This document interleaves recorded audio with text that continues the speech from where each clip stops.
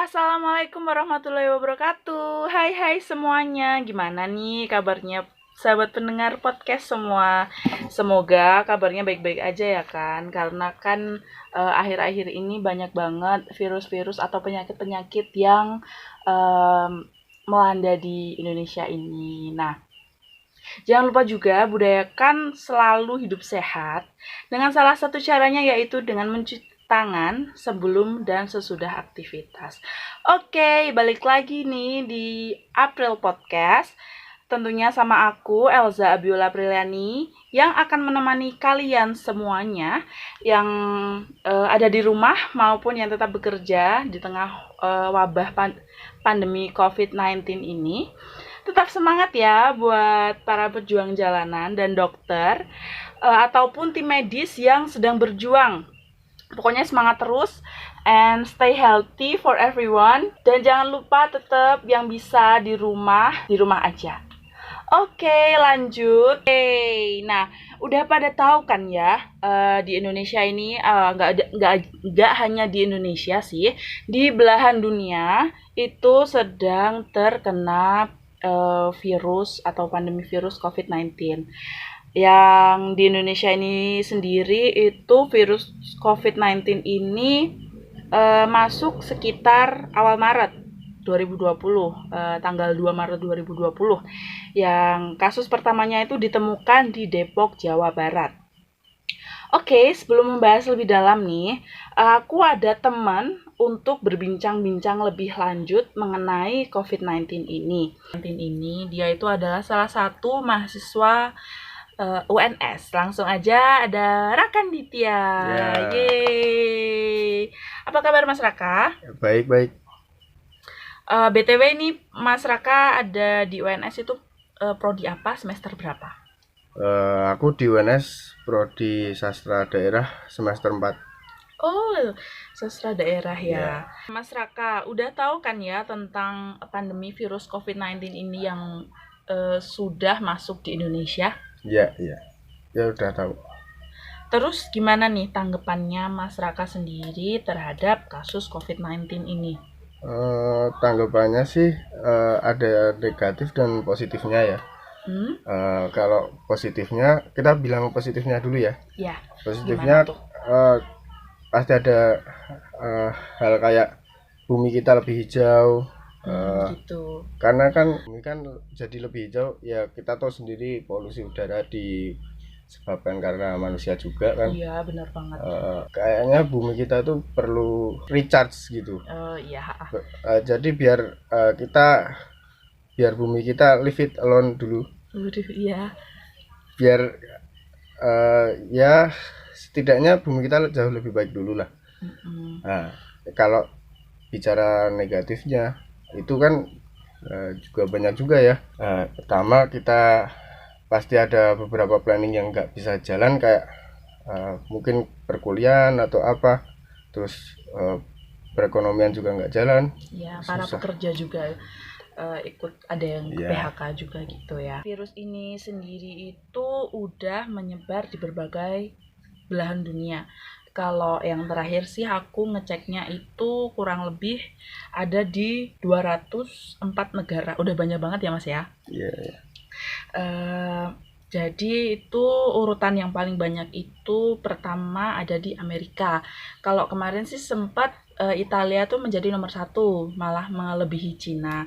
Tapi untuk data yang sekarang itu menunjukkan bahwa Amerika itu adalah nomor 1 persebaran COVID-19 ini yang paling tinggi.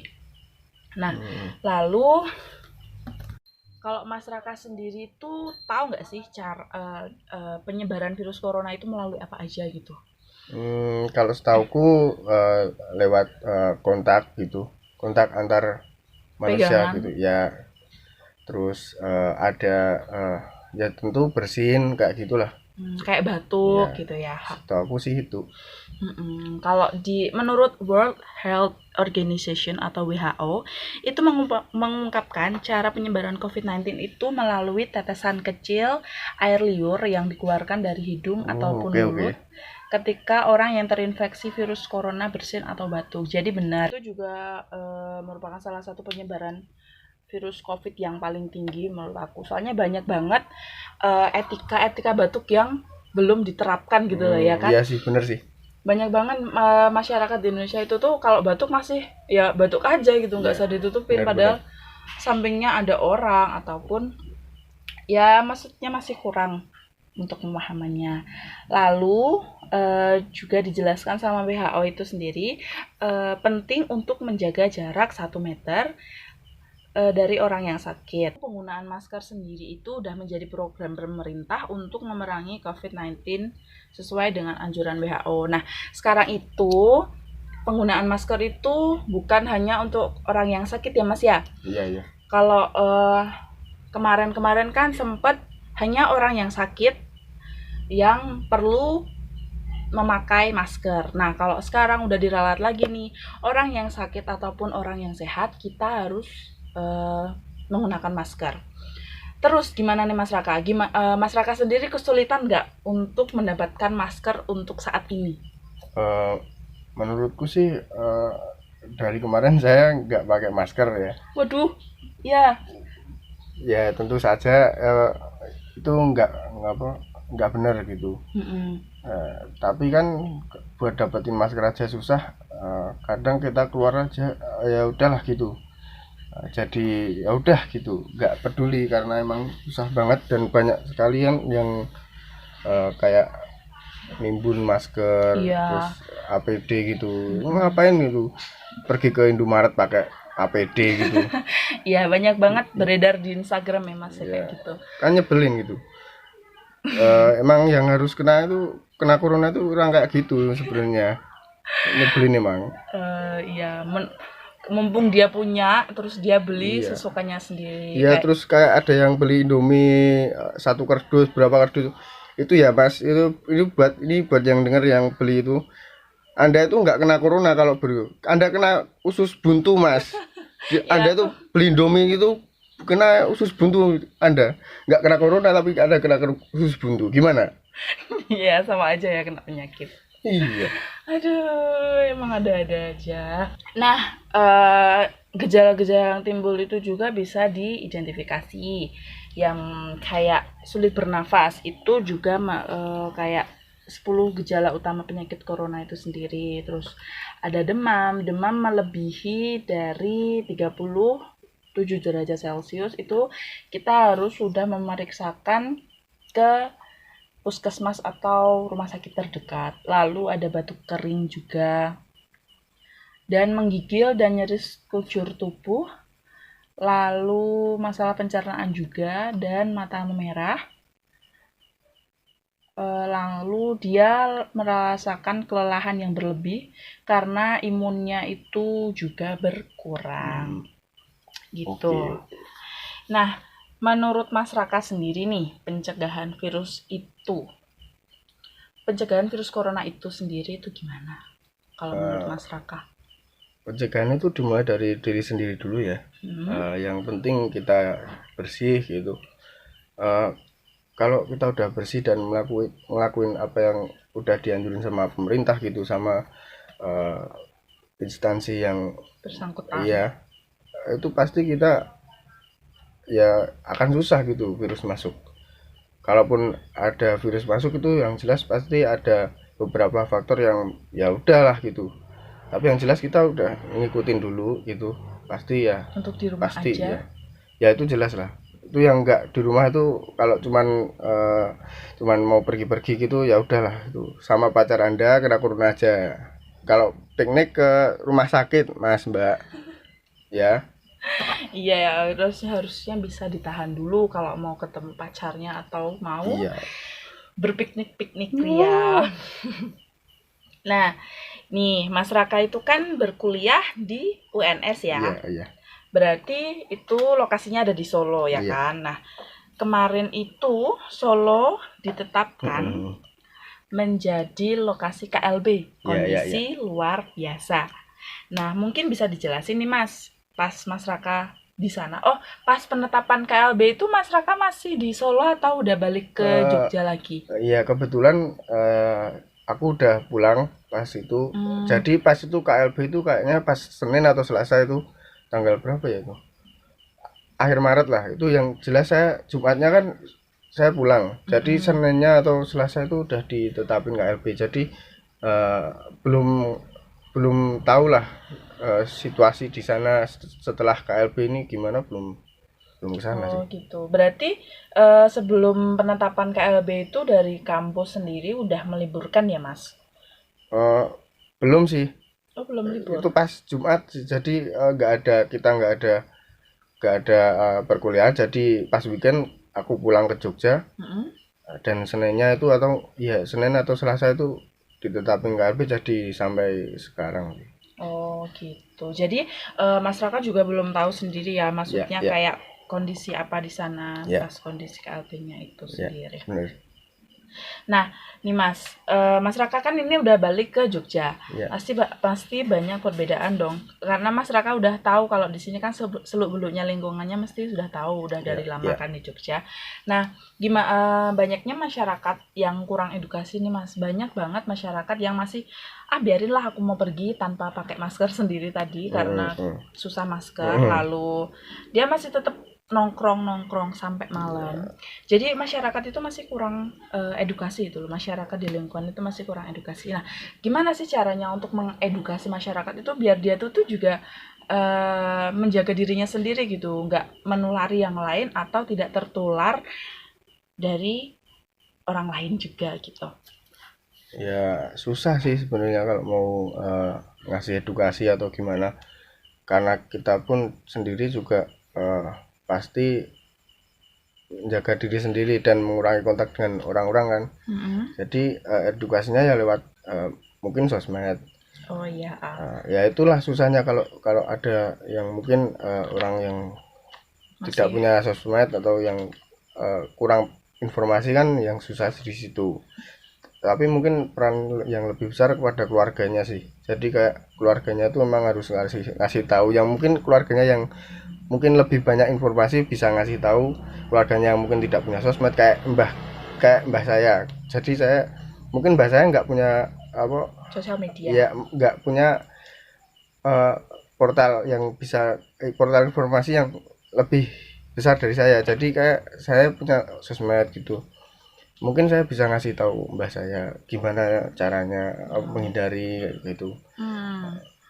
Bagus juga itu untuk mengedukasi orang rumah yang mungkin kayak bapak ibu kita tuh Iya, udah capek buat kerja, terus dia nggak sempat buka kayak Google gimana caranya untuk itu.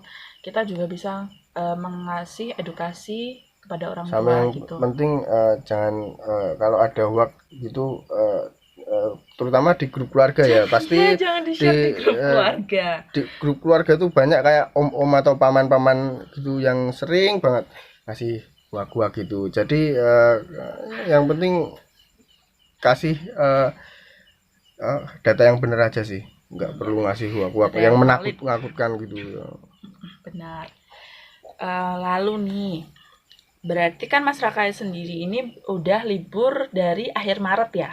Ya, ya, Selesai ditetapkan itu langsung libur berarti. ya, Ditetapkan ya. KLB itu langsung libur. Nah, dampak yang paling berasa nih sebagai mahasiswa untuk saat ini di libur lama banget. Apakah seneng atau malah gabut di rumah karena capek bangun, terus ngerjain tugas, tidur, makan gitu? Enggak sih. Eh, Kalau aku lebih enak yang kuliah tatap muka ya, yang jelas. Ya kita ya nggak kesulitan tugas juga, tugasnya banyak banget gitu. Kita masih di rumah juga kesulitan, kayak mungkin eh, di kampus lain nggak seberuntung punya saya yang punya dibantu pakai data gitu. Punya saya kan dibantu pakai data, kayak Oh, enak banget diberi ya. subsidi ya, diberi subsidi terus jadi lebih enak gitu. Kalaupun kita nggak punya wifi pun kita juga nggak kesulitan. Nah, kalau yang susah kan kalau yang mungkin nggak disubsidi gitu kan, pasti kan Ya, banyak boros banget di kuota. ya. Dan mungkin kalau menurut saya sendiri ya sebagai mahasiswa itu dampak yang paling berasa itu juga pada materi yang diberikan. Iya. Kita diberi tugas sama dosen itu mungkin banyak banget dan mungkin deadline-nya tuh mepet-mepet Ya, gitu kan. bener. Dan materi yang disampaikan itu kita belum paham tapi kita udah suruh mengerjakan. Lalu kayak kita oke, ada teknologi, kita bisa searching tapi mungkin nggak sevalid yang diberikan sama dosen gitu. Kayak kurang afdol aja gitu nggak sih? Kalau secara online ini. Tapi menurut aku juga bagus juga sih untuk menghindari kalau yang online ini untuk saat ini juga bagus untuk menghindari kayak kontak fisik terus perkumpulan itu. Tapi ya itu pasti ada pro dan kontranya. Nah, terus menurut masyarakat juga nih, kebijakan pemerintah yang melakukan pembelajaran di rumah untuk siswa ataupun mahasiswa yang kurang lebih ini berarti sampai 29 Mei kayaknya ya liburnya. Sampai 29 Mei atau mungkin ada yang lebih sampai Juni atau mungkin sampai akhir semester genap ini. Menurut masyarakat apakah itu efektif sih untuk pembelajaran di rumah? Ya, untuk saat ini yang paling efektif itu ya karena yang jelas pandemi ini harus dilawan dulu karena kesehatan itu kan yang utama ya. Hal-hal yang lain, bidang-bidang yang lain pasti bisa mengikuti kalau kayak kuliah gitu. Yang jelas kita harus mengutamakan kesehatan dulu dan semoga ini berakhir cepat sih. Jadi nggak kesusahan semua. Ya saya yakin pasti Bapak Ibu dosen pasti susah juga, pasti kesulitan juga. Tapi begitupun juga mahasiswanya sih susah banget. Tapi enak loh Mas, sudah dapat subsidi kuota gratis itu. Sebenarnya itu emang dari kampus emang untuk semua mahasiswanya dapat. Iya, dari kampus semua. Apa aja dapet. Provider apa aja kayak mungkin semuanya dapat. Semuanya dapat. Oh enak banget. Buat berapa bulan itu? Apa unlimited? 10 giga untuk 1 bulan. Bulan ini 10 giga. Terus nukernya pakai NPM gitu? Apa gimana? Enggak sih. Yang jelas yang dikirim jadi kayak kita tuh ada kayak siakat gitu. Dikirim ke nomornya itu. Di data diri kan ada yang ngisi nomor tuh. Nah itu diisi setiap bulannya 10 giga. Lalu fasilitas apa selain kuota itu dari kampus untuk mendukung untuk mencapai kuliah online ini selama berbulan-bulan kalau di kampusnya Mas Raka? Sejauh ini itu aja sih. Masih kuota itu ya? Udah dapat berapa giga Mas berarti? Ya ini baru 10 giga ini. Ini kan udah masuk April Mas. Emang baru April. April baru berjalan. April awal gitu ya. Lumayan ya 10 giga. Iya. 10 giga 20 giga berarti 2 bulan ya. Oke, lalu nah, masyarakat sendiri itu dampak apa yang paling berasa nih untuk aktivitas masyarakat sendiri? Kan biasanya kalau di Solo itu full 1 minggu atau per 1 bulan pulang ke Jogja atau gimana? Biasanya seminggu sekali pulang tiap weekend. Jadi Jumat, Sabtu, Minggu balik ke Jogja gitu ya. Terus ada aktivitas apa gitu yang yang dampak paling berasa deh untuk aktivitas saat ada corona ini? Yang jelas perkuliahan pertama. Yang kedua sih kayak hobi gitu. Apa nih kalau boleh tahu hobinya Mas Raka? Hobi saya futsal. Wah, atlet futsal ternyata.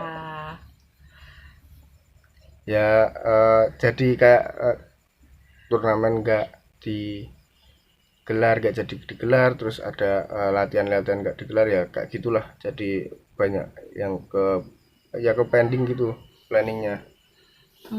Kalau selain futsal sendiri kayak olahraga itu kan mengumpulkan kayak banyak orang banget. Nggak organisasi juga saya nggak ikut dan nggak minat gitu. Jadi mengurangi ya tetap. Ya.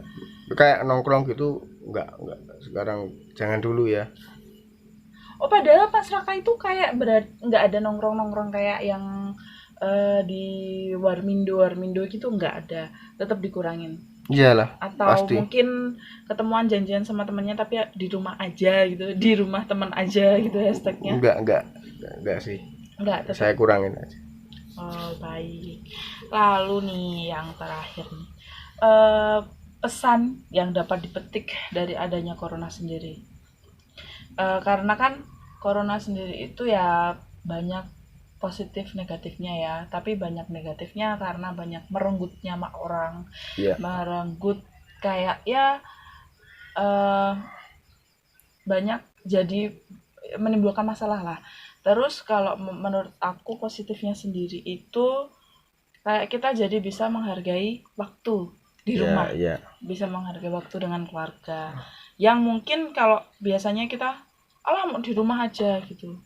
Terus kalau masyarakat sendiri, pesan yang dapat dipetik dari adanya corona ini sendiri. Jadi pesannya sih yang pertama kita ikutin dulu deh ya instruksi pemerintah, kita ikutin dulu gitu. Kayak jangan bandel, kalau disuruh di rumah juga di rumah aja gitu. Terus jaga kebersihan sih. Yang jelas kita harus memang virus ini juga ngajarin kita kayak hidup lebih bersih lagi gitu. Kita harus introspeksi. Kalau kita dulu jarang cuci tangan atau apa gitu, kita menomorduakan kebersihan gitu. Sekarang kan jadi kayak kita harus bersih gitu. Dikit-dikit sekarang cuci tangan. Dan banyak banget orang yang nimbun hand sanitizer. Ya ampun, sekarang tuh hand sanitizer mahal banget loh. Masyarakat pernah beli hand sanitizer belum? Yang sebelum corona itu. Jujur teman-teman saya sih jual, tapi saya nggak minat soalnya mahal-mahal sekali. Iya, sampai 45.000 sekarang, padahal dulu tuh cuma 2.500 aja kayak mau beli gitu. Kadang karena teman saya jadi saya nggak mau ngatain. Sebenarnya kalau itu orang lain sih saya mau ngatain sih. Itu kayak jahat banget ya. Kayak mengambil kesempatan di saat kayak gini itu kayaknya nggak terlalu bagus deh gitu. Iya, tapi sebenarnya sih itu ya banyak banget orang yang posting karena itu dari distributornya sendiri sih, Mas. Jadi mungkin ya gimana, emang kebutuhan ya kan. Iya tapi itu bukan hal yang bagus. Kalau kita kan sesama manusia seharusnya kita tolong menolong lah. Iya betul banget. Nah nih, berhubungan saling tolong menolong, mau melenceng sedikit bentar aja, karena kan udah banyak banget orang yang meninggal karena virus ini ya kan ya. Nah lalu banyak banget di berbagai desa itu menolak jenazah COVID-19 ini. Menurut aku itu adalah nggak manusiawi banget. Karena ya itu tuh sudah melalui prosedur yang paling udah bener gitu, udah diplastiki, udah yang mengubur sudah pakai peti kan, nggak boleh nggak langsung peti langsung dimasukin. Udah petugasnya juga, dan itu bakal menyakiti keluarga yang ditinggalkan. Udah nggak bisa lihat jenazahnya, nggak bisa di sampingnya. Terus kalau buat masyarakat sendiri kayak gitu, sikap masyarakat yang mungkin kurang edukasi, mungkin kurang kayak pengetahuan kayak gitu. Banyak banget meme itu, banyak kayak komenan itu takut nularin jenazah lainnya. Itu mungkin bisa orang ketawa, tapi ya menurut orang itu mungkin ada yang lucu, tapi menurut aku selera humor Anda rendah sekali. Iya, maksudnya ya nggak mungkin gitu, maksudnya nular jenazah lain lah. Terus emang kalau nular jenazah lain lah yo gimana ya kan, kayak ya ampun gitu. Kalau menurut masyarakat sendiri itu masyarakatnya yang gimana sih, atau kolot sih. Banyak masyarakat yang kurang edukasi banget ya kurangnya edukasi ya, kayak jadi kayak kolot gitu. Kayak gagap banget gitu loh desa gitu. Kan cari tahu dulu gimana prosedurnya, kayak gimana cara. Kalau setauku kalau virus itu kalau udah orang yang meninggal itu udah nggak bawa virus lagi, virusnya juga ikut mati bersama. Orang mati itu nggak membawa virus sebenarnya, tapi kan karena kekolotan gitu, nggak tahu, terus mungkin saking takutnya. Tapi itu terlalu berlebihan menurut aku. Itu coba kalau itu terjadi pada keluarganya sendiri gitu yang menolak itu pasti kan juga sakit gitu, iya. kasihan. Kalau gitu sih, kalau masukan buat pemerintah, kalau kalau emang masyarakatnya kolot-kolot banget gitu, mending cari lahan gitu buat jadi pemakaman massal sih, kayak di Brasil kayak gitu kan. Di Italia juga kemarin ada beritanya kalau Ada pemakaman. ya buka pemakaman khusus buat itu sih, karena yang jelas banyak banget masyarakat yang belum tahu dan kolot gitu, kayak sok tahu tapi salah gitu. Nyebelin emang. Iya sih, tapi kemarin sempat habis videonya Pak Ganjar Ya, upload yang nggak apa-apa, itu tuh udah ya, ya, ya sesuai tahu. prosedur itu. Ada salah aku kayaknya pernah aku baca itu ada orang yang mau salah satu desa yang mau menerima pasien jenazah itu yang ditolak di Iya, desa iya, lainnya itu. Menurut bagus. aku ya bagus banget, harus dicontoh. Maksudnya ya ya kita sesama manusia, kita harus tolong Iya, menolong iya. tadi, kita Dia juga harus. manusia tuh, yang meninggal itu manusia, bukan bukan hewan atau apa. Itu manusia juga. Ya kita harus tolong menolong lah. Kalaupun dia sudah nggak selamat kan, paling nggak kalaupun dia udah meninggal gitu kita Jangan nggak bisa, dingel-ngel lagi ya ya gitu. kasihan Iya, keluarganya juga. pesan yang bisa dipetik dari adanya corona itu. Maaf tadi melenceng, karena aku tuh gemes gitu loh. Iya, ya. Eh, ini sebelumnya pesannya sih kayak, kalau ada apa ya, kayak orang contohnya saya kan dari Solo ya. Hmm. Kemarin saya pas, kayak belum segempar ini gitu, saya sempat ini ya, sempat nongkrong sama teman saya kan sebelum gempar ya, bukan sebelum, sesudah ini. Itu kayak dia tuh tanya-tanya kayak, lah nanti kalau cuci piringnya atau cuci baju kamu dibedain nggak, kamu kan dari Solo gitu. Nggak, Sampai kayak gitu ya. ya kayak gitu kan, kayak itu kurang sopan sih, menurut menurut saya ya, karena saya juga manusia gitu. Saya juga tahu kalaupun saya punya gejala pun pasti saya Langsung akan lapor. langsung kelapor gitu. Jadi jangan kayak gitu. Karena saya di Solo terus kan, saya pun di Solo juga itu sebelum KLB sih, saya sudah pulang. Jadi kayaknya sebelum kayak gitu sih kayaknya, Berlebihan aja ya. ya kita tuh harusnya ya, anu sih, lebih di anu ini itu kan balik lagi dari informasinya dia yang kurang. Jadi kayaknya emang yang belum tahu harusnya, yang udah tahu informasinya harusnya ngasih tahu yang belum tahu sih, biar enggak kayak gitu terlalu. Oke, gitu ya pesan yang bisa disampaikan. Jadi jangan langsung ngejudge kamu habis dari Solo langsung kayak gini gini gini gitu, jangan. Jadi kita ya boleh waspada, Lebihin informasinya, lebihin. tapi jangan terus nuduh orang sembarangan, karena itu mungkin juga jadi kitanya sendiri juga jadi aneh gitu kalau dia kayak ngomong-ngomong sama orang lain, kayak kita langsung merasa tertuduh gitu ya. Iya. Oke, jadi mungkin ini bincang-bincang kali ini di podcast kita. Iya.